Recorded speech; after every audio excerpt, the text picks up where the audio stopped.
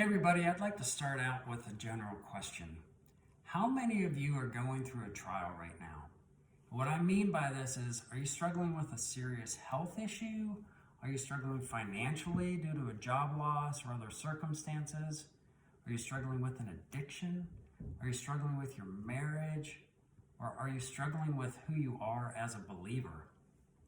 I would guess that based on the number of people that view this video today, that there will be hundreds of you, probably even thousands of you, that will fall into this category. I also know this because Paul tells us in Scripture that it's not a matter of if we will go through trials, but when. As some of you know, my wife Karen went through a trial, quite the trial, about a year ago related to a brain tumor that she had to have removed. She has since recovered from that trial, thank God. But we see so many folks around us who are going through just so many different issues right now. And you know, prior to our own trial, I would have asked the question that I think all of us want and even need to ask when we find ourselves in such dire need of an answer.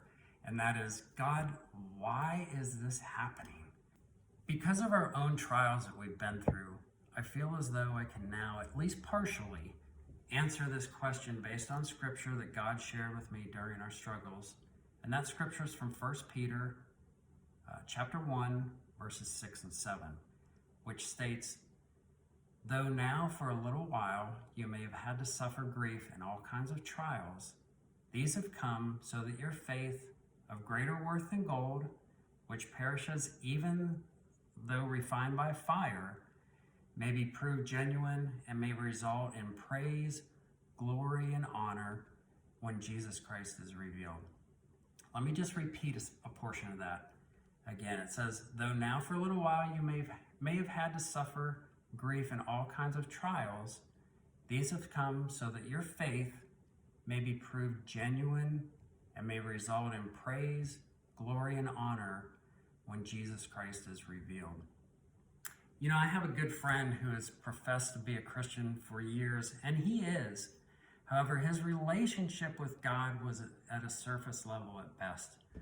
As a matter of fact, he didn't even like to talk about his relationship with Jesus much at all, because he was afraid that through those discussions and those questions that might be brought up, that he would be exposed basically as a fraud. And now this same friend has been going through a major trial during these past several months. And I can tell you it's been extremely hard to watch. And through this trial, he's been knocked to the ground in the hardest of ways, and he's had to struggle with who he is as a friend, as a husband, as a father, and most importantly, as a true believer in Jesus Christ. Although this has been probably the hardest season personally for him, it's also proven to be the single best season for him as well. He is literally a living testimony of the accuracy of this verse that I shared with you from 1 Peter. It's because of this trial that his faith has gone from a very distant spiritual relationship, where quite frankly there was really no relationship at all, to a faith that he has never known or felt before in his life. He has become a completely different person. It's because of this trial that this has happened. And as Scripture states, my friend has suffered through this trial so that his faith would literally be proved genuine, which then has also resulted in praise, glory, and honor of Jesus Christ. Listen, if you're going through a trial right now, I pray that you would embrace the Scripture and that this might help to give you a different perspective of what may be happening and even why it's happening. It's so easy for us to focus on the trial only. I pray that you would take your focus off the trial and think and pray about it in a completely different way.